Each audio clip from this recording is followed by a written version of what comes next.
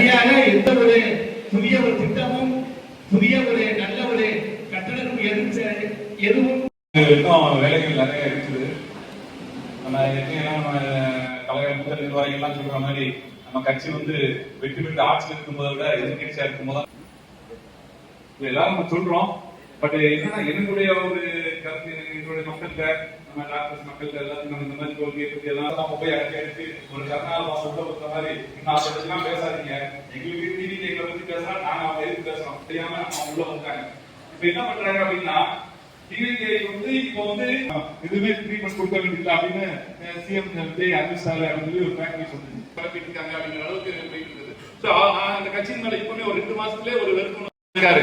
ஆனா பிஜேபி வந்து அண்ணாமலைங்கிற போர்வையில பிஜேபி காரன் கூட அது உள்ள வந்துட்டு இப்ப விஜய்க்கு அடுத்து நாங்க அடுத்த மக்களுக்கு எல்லாம் அப்படின்னு மாதிரி வந்தாங்க.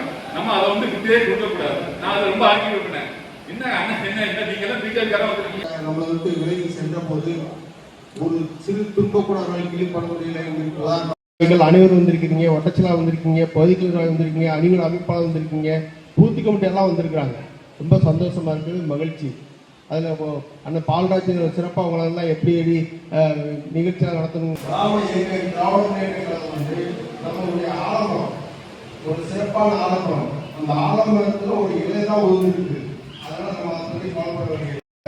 உண்மையிலே நமக்கு யாருமே கண்ணு தெரியல. தலைவர்லேருந்து நம்ம வரைக்கும் யாருக்குமே அவங்களை பற்றி கண்ணு தெரியல. இப்போ வரைக்கும் தெரியல, 8 நிமிஷம் வரைக்கும் தெரியல. இப்போ யாரும் தெரியலன்னா யாருக்குமே தெரியல.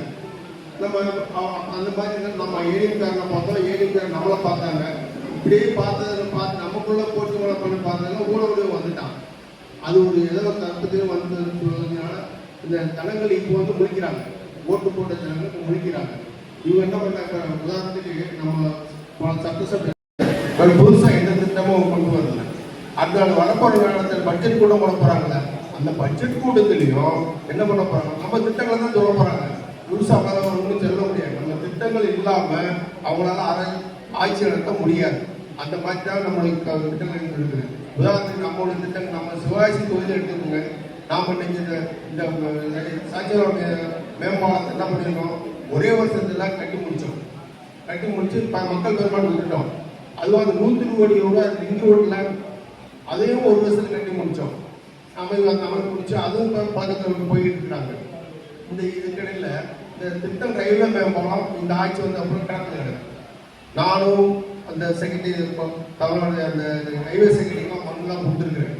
மண்ணு கொடுத்து அடுத்த என்ன நடக்குதுன்னு பார்க்கலைன்னா நம்ம அதுக்காக ஒரு ஆர்ப்பாட்டம் அந்த மாதிரி மாவட்ட லேண்டை அனுமதி வாங்கி ஒரு ஆர்ப்பாட்டத்தை நடத்தலாம்னு ஒரு நல்லா இருக்குன்னு நினைக்கிறேன். அது என்ன அடுத்த கட்டத்தில் எந்த நடந்து போறாங்கன்னு பார்த்துக்கிட்டு அவங்க எதுவும் அவங்க நடக்கிற மாதிரி சூழ்நிலை இருந்ததுன்னா பார்க்க, இல்லைன்னா ஒரு ஆர்ப்பாட்டம் நடத்தணும்.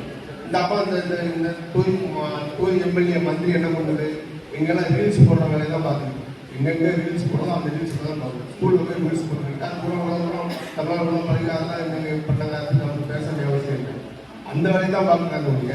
இந்த புகழிக்கான ஆரோக்கியமான ஒரு திட்டங்களை பற்றியும் அவங்க சிந்திக்கலை. சிந்திக்கிட்டு ரீல்ஸ் போடுறது, ஒவ்வொரு இடத்துக்காக ரீல்ஸ் போடுறது, பசங்களுக்கு ரீல்ஸ் போடுறது. உதாரணத்துக்கு அந்த ரயில் இந்த பேரோட்டத்துக்கு வந்தவங்க வந்தா அமைச்சர் வரணும், அமைச்சர் வராம சாதாரண காவி பேர்ல அனுப்பிச்சு விட்டு அந்த பேரோட்டத்துடைய அந்த அட்மாஸ்பியரை கெடுத்து விட்டாங்க. அந்த பகுதியில் எல்லாருமே மௌன் தெரிவிச்சுட்டு இருக்காங்க. அந்த மாதிரி இந்த பொருளாதாரம் நடந்து கொண்டு இருக்குது.